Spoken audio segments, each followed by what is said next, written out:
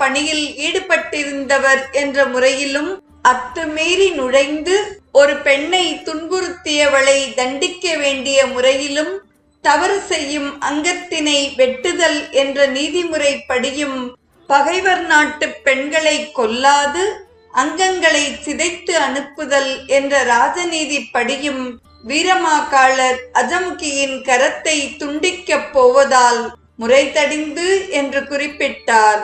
இராமாயணத்தில் இலக்குவனும் இந்த அரச நீதி முறைப்படியே சூர்ப்பனகையின் அங்கங்களை சிதைத்து அனுப்பினான்.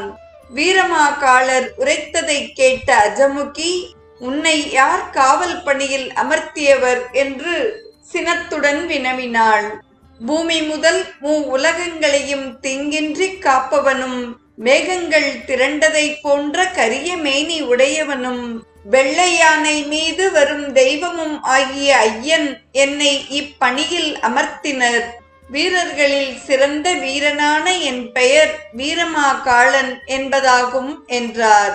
ஐயன் என்றதாலும் வெள்ளை யானை மீது வருபவர் என்றதாலும் வீரமாகாளர் இந்திரனை குறிப்பிடுவதாக எண்ணினாள் அஜமுகி.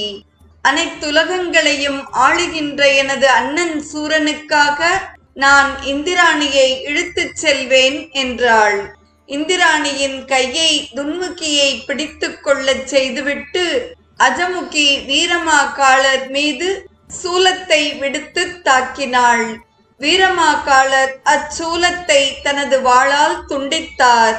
அஜமுகி ஒரு மலையை எடுத்து வீரமாகாளர் மீது வீசினார்.